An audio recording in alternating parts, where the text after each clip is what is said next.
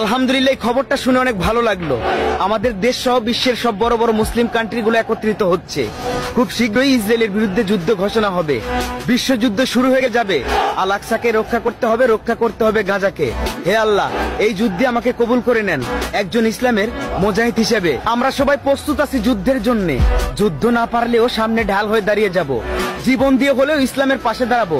ইনশাআল্লাহ ইসলামের বিজয় নিশ্চিত। ইসলামের পতাকা এই পুরো বিশ্বের আকাশে উড়িয়েই ছাড়বো।